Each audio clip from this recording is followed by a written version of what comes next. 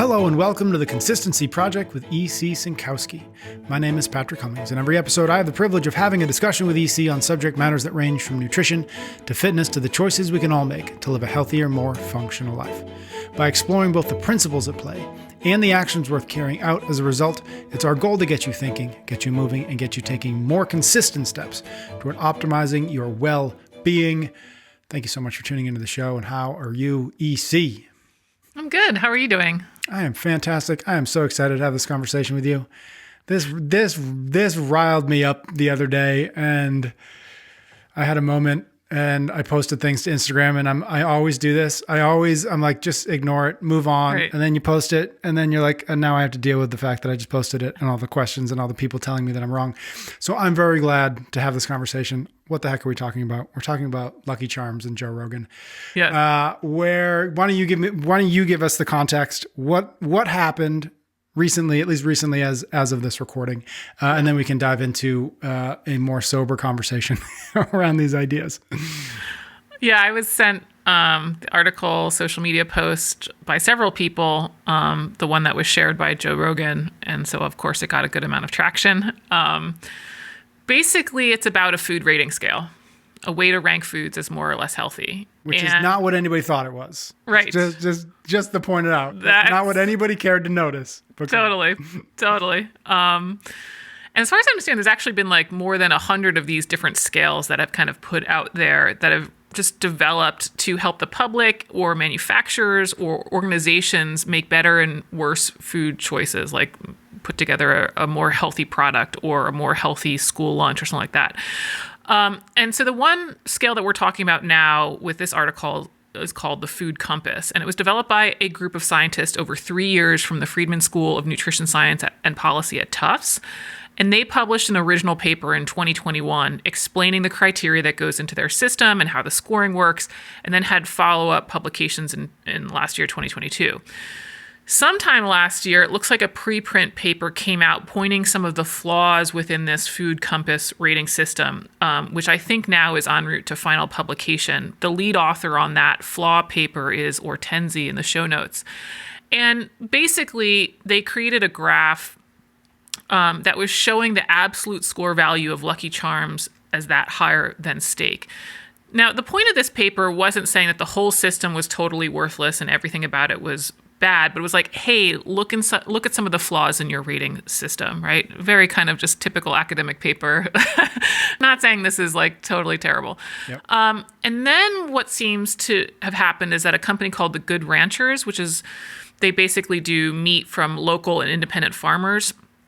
They created a blog post and social media post pulling that graph and adding the headline, quote, "New government-funded food pyramid says Lucky Charms are healthier than steak." Mm-hmm. And so they're basically then pushing this narrative that we hear all the time that the government doesn't know anything about nutrition. They're trying to make us all fat and sick. And instead, of course, we should be eating more steak, which is their product.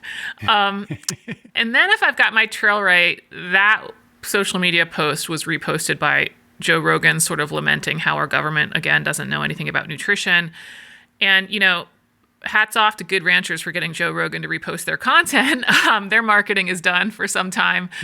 But unfortunately, I think some of the details are wrong about kind of the whole headline and the whole conclusions that are being drawn. And even more unfortunate than that is that there were some really big influencers jumping in on Joe Rogan's post to comment the same sort of sentiment of like, oh, it's so sad. I can't believe our government is doing this type of thing, which, again, especially if you're kind of influencer in the health space, you kind of should know better.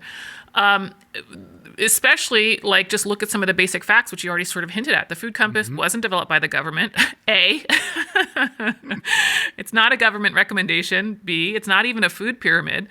And the group who generated this scale, even though we're going to talk about the fact that Lucky Charms were higher than steak, their end conclusion is not that people should be eating more Lucky Charms than steak. But here we are. And so hopefully we can tease out some takeaways from all this. I'm sure that we will. The thing that really bothered me, and we don't have to make this about me, but this just so doesn't pass the sniff test. There's no amount of logic that would lead anybody with any amount of sense, let alone this vast government, organization, you couldn't get two people in a room to agree that anything would ever say Lucky Charms is better than steak. You could not do it. And that to me was the thing that bothered me the most, is that this doesn't even, I don't even get to the end of this sentence before I know it's malarkey. Something's up. And it just, anyways. Hot fire. Yeah, my rant is over. Okay. Well, I think that's some of what we're going to get into, but, virality is about attention. 100%. It's not about accuracy. Yeah. I don't want to say it's always about attention. Some things that go viral are very humor or just relatable, right? It's emotional is what it is. Yeah, but it's not accuracy. So something that we're going to, I think, kind of circle back. We can dive into that, but I know we want to start with what the thing is actually about. Yeah. So let's talk about this food compass, this rating scale. Can we just unpack that a little bit? Like what are they actually trying to accomplish, let alone what it's been construed as? But let's actually look at what the thing is or attempting to be. Yeah. I mean, I think the initial idea behind the whole Food Compass project is a good one. The lead on the Food Compass project stated that once you, quote, get beyond eat your veggies, avoid soda, the public is pretty confused about how to identify healthier choices in the grocery store, cafeteria, and restaurant. And so they go on to say that consumers, policymakers, and even industry are looking for simple tools to guide everyone towards healthier choices. And so that was from a Tufts press brief about the project. And so ultimately the whole thing was like, hey, let's come up with this rating system where each food gets a score on a scale from 0 to 100. And that score is actually coming from 54 different attributes about the food within 9 domains. So these 9 domains that they were looking at are like vitamins and minerals in the food and all the different ingredients and the additives and how processed it is and what's the fat content and fiber and protein and even phytochemicals. And then within each of those domains, there are multiple sub kind of scoring attributes, like there's many vitamins, right? So this is how each food has the total of 54 different criteria across the 9 domains. And so they're evaluating, how many vitamins are in the 100 calories of food, how much fiber is in the 100 calories of food, and so on. And they weight all these different attributes based on research, like what says is more important. Like phytochemicals aren't essential nutrients, so they're going to put that as a lesser weight in this overall score than something like an essential element like magnesium. And then they ran 8,000 foods through this rating system to determine the validity of it, and also compared their results to some of these other existing rating systems that I mentioned. So, at surface level, it's like, wow, this project's really comprehensive. They thought of everything, right? I do think they put a considerable amount of time and effort into it. I think it's well thought out in the sense of culling together lots of nutritional data. The result of all of this work is that then each food has this score, like I said, 1 to 100, where the foods that you're supposed to eat often have a score of 70 or higher. The foods that are to be eaten moderately are this score 31 to 69, and then foods to be minimized are 1 to 30. And so then the idea is people, or again, these organizations can make choices on what to buy based on what score it has. And again, this is how a lot of policies are created. Like if you want to say we're doing a healthy school lunch, they have to have some sort of healthy rating to figure out, okay, what's really part of it. Yep. And so that's another application of this besides, you just going to the store and being like, which, pasta should I buy? Got it. Okay. So where then, how is it possible to have gotten to the end conclusion that somebody out there was suggesting that Lucky Charms are better than steak? Like what happened there? Is that a misconstruing of the actual data, or is that actually is that actually what the Food Compass says? That is actually what the Food Compass says in terms of absolute value, right? So Lucky Charms does get a score of 60, which is considered to be eaten in moderation, and then ground beef gets a score of 26, which is food then to be minimized. Now, it is a little questionable if that was the intent of the Food Compass, though. So on the Food Compass website in the FAQ, they're describing how the Food Compass should be used in practice, and it says individuals can use Food Compass as a convenient summary of the scientific evidence when choosing between seemingly similar foods. So they break down foods into different food groups like meat and poultry, and then like mixed dishes and fruits and snacks versus desserts. And so I think some of their intent was if you want to compare chicken to beef, that this kind of score would be within the food grouping. And it goes on to say on their website that scores may not yet be ideal to compare foods that play very different roles in the diet. And so I think this is the caveat that, maybe we shouldn't be comparing Lucky Charms to steak, for example. Mm-hmm. But I think this is kind of a failure of the food rating system. If the whole project is to simplify choices for people with a ranking scale and you tell them it's 0 to 100 and these are the foods to be minimized and these are the foods to be maximized and all that stuff, do you really think people are going to know, like, okay, is this a mixed dish? And do I compare it to another mixed dish? Like, they would have to know the food groupings. They would have to know how the foods that they're choosing, where they go into, like the meat or poultry, or they go into a mixed dish. And then they'd have to look at the scores to understand the relative ranking. And even a Tufts press release put out a ranking that showed the numbers 1 to 100 of different foods that went across these food groups idea. So I think the intent was to have one single number. And I think they're just sort of saying that, like, yeah, the rating system isn't perfect. And they specifically address the whole Lucky Charms thing on their website, just being like, there's a lot of foods that this works really well for. And then there are some foods where the result just isn't what we thought it would be. And that's what they say, it like works very well on average. And they're continuing to improve this rating system. And again, I think at the surface level, that sounds good. Like, okay, keep working, trying to get this algorithm better, try to get more data into it. When I think the better option is the whole thing should just be scrapped. Interesting. Okay, so that leads us into a note you had sent me in advance of this conversation. You just wanted me to know the two big weaknesses as you see it in this system. And so I think we're going to unpack each one of them separately. So those two weaknesses. Number one, food is evaluated in isolation from both the person and their diet. And number two, the scale is not any better than more simple systems. Okay, so first one first. Food is evaluated in isolation from the person and their diet. Let us discuss what that means.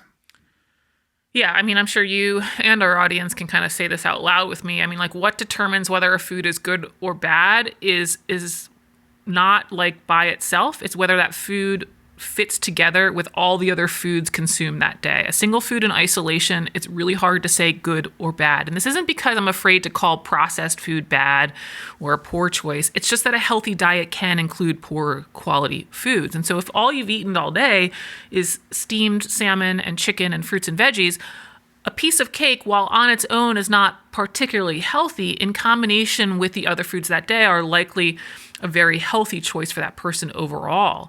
And so that requires looking at all of the choices in a day, and the food compass scale is trying to evaluate foods individually on their own. It doesn't work. A diet's health is determined by all the foods in it.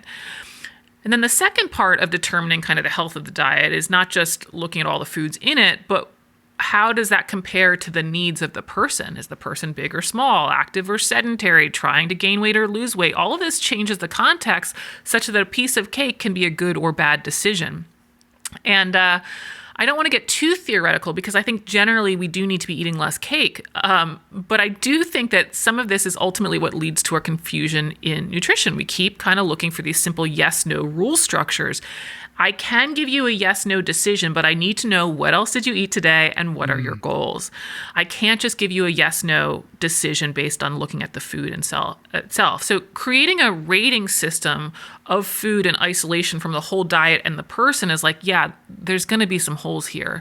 It's sort of like evaluating a house based on the price only, not if it fits the person's budget or what they're looking for. It's just totally without a relevant context. Now, to their credit, on the Food Compass webpage, it does say that the Food Compass should be used in the context of other guidelines and personal goals. I am confident that the scientists who created this know that people are going to have to use more information than just their Food Compass. But that kind of then brings me then to the second point. And the second one was just that, why or how is this any better than more simple systems? Totally. It's like they go through all this work. They review 8,000 foods. They come at 54 attributes they're rating each food on, do all this number crunching to basically come up with a glorified stoplight system. And that's something that we actually talked about briefly before. They're using like this stoplight idea in some places on the front of packaging to say like green is eat freely and yellow is use in moderation and red is to minimize. And so maybe their classification system is more accurate in terms of, I don't know, the scientific rigor of the nutritional data. But at the end of the day, that's what we've got. Do we need a new rating system? Do we need now an app and new education about this rating system to tell people, which foods to eat freely, which foods to eat in moderation, and which ones to minimize? I just don't know that the food compass is going to get any better results than just teaching people the Mediterranean diet, the paleo diet, the perimeter of the grocery store diet, the 800-gram challenge. I think the perception is that it would, because it's so thought out, right? They thought of everything, 52 attributes. Yeah. I think they thought of everything except the typical consumer. I mean, to me, this compass scale was so clearly developed by an academic team and not someone who has nutrition clients. Like, how is somebody going to take this number to make real decisions day to day based off of this number? How many foods to minimize? Like, I saw that the number for ground beef is minimized. Does that mean never eat it? How much can I eat of it, right? Like, how are they going to put the whole diet together by looking at this single number on any single food package?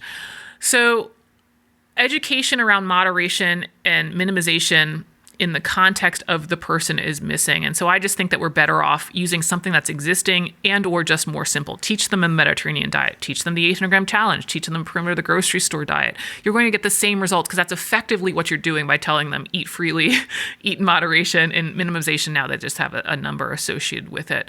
And so, I'm just really wondering what additional value this would bring versus some of the other ones I already mentioned. Yeah, interesting. So would you then extrapolate that opinion to all food ranking scales, whatever they may look like, whatever attributes they may be adding to their algorithm or not? I think so. Again, we need the context of the person and the whole diet to make the ultimate judgment call. And that's never going to be a part of these rating systems. How can it be? They're just looking at the nutrient composition of the food and the food only. And so some of what we lose in this search for simplicity is the actual solution. Mm-hmm. I think ultimately these rating systems just become really time-intensive algorithms that, like I said, don't outperform 800-gram challenge or outperform Mediterranean diet. And I mean, it's a little humorous to me, the paper, when they're talking about their system and their development of their algorithm, they note, and this is where I got that statistic, that there's been over 100 of these nutrient profiling systems or rating systems. And so then they're thinking that they're going to have now the best one after 100 other attempts. It's just sort of like you're just going to add more variables to the algorithm and now you think it's going to be right. I mean, maybe the whole premise is wrong, right? Like maybe ranking foods isn't actually working in a useful way for us, right? And so I also, though, want to kind of circle back to the real issue, in my opinion. And I talked about that quote from the lead on the project where he said that once you get beyond eat your veggies and avoid soda, the public is pretty confused about how to identify these healthy choices. Well, I'm not so sure the public needs more than that, or shall I say a huge percentage of the public, right? Again, USDA, 90% of people aren't eating enough veggies. He mentioned veggies specifically. So 90% of people aren't eating enough veggies. And then from the CDC website, the data is a little old. This is from 2011 to 2014, but 5 out of 10 adults drink a sugar-sweetened beverage every day. So he's saying, well, once you get beyond eat your veggies and avoid soda, and I'm like, well, we're not beyond that. Yeah, let's just stay there for a while. We actually I don't know that we need anything else because we're not doing that. So maybe the problem, like I'm saying, the premise is we don't need a more accurate rating system. Maybe we don't have like a lack of guidance problem. Maybe we aren't doing the guidance. And so I think the time and effort of these researchers, instead of developing a rating system, would better be spent on just direct consumer education or direct consumer habit change program, right? Yeah, it definitely strikes me, and I say this to an engineer, but this definitely strikes me as appealing to engineers and almost nobody else beyond that. Like I know enough engineers to say, I'm going to build the spreadsheet that will tell me exactly which foods I should eat, and 3.5 years later, they're like, we're almost there. We almost have it.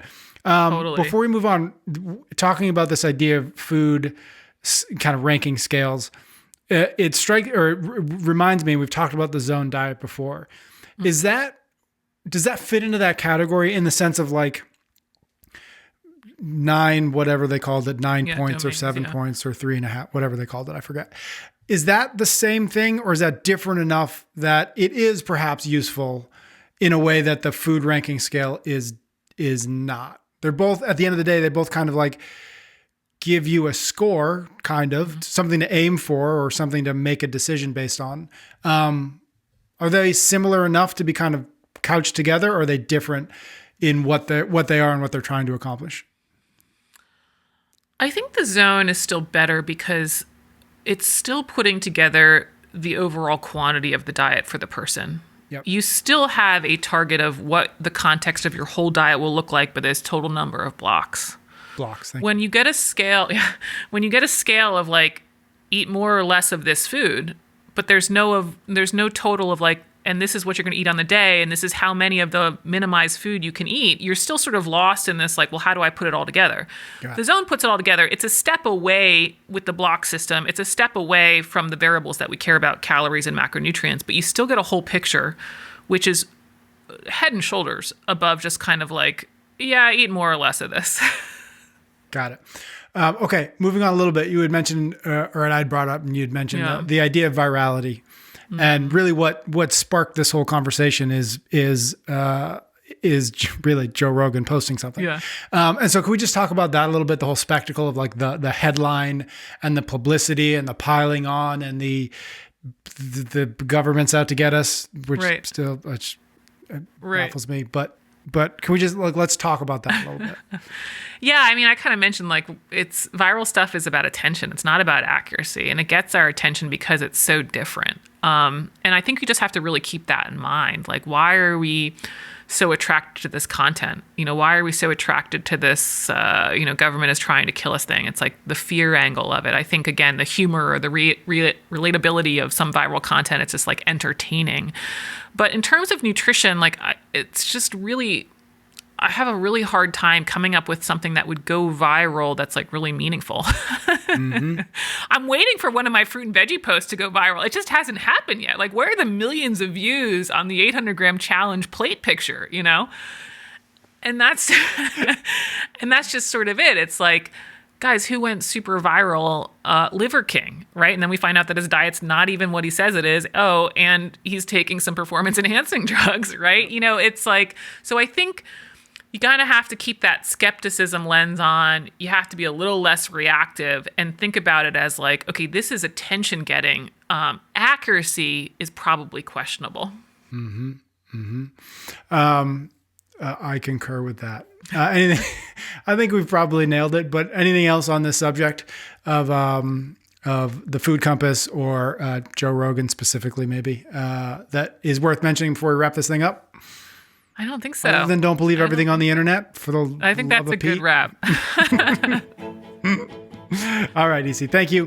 Thank you, everybody out there, for listening. If you are not yet subscribed or following wherever you are listening to this episode, please do so you don't miss another episode. EC and I will be back next week for another episode of The Consistency Project.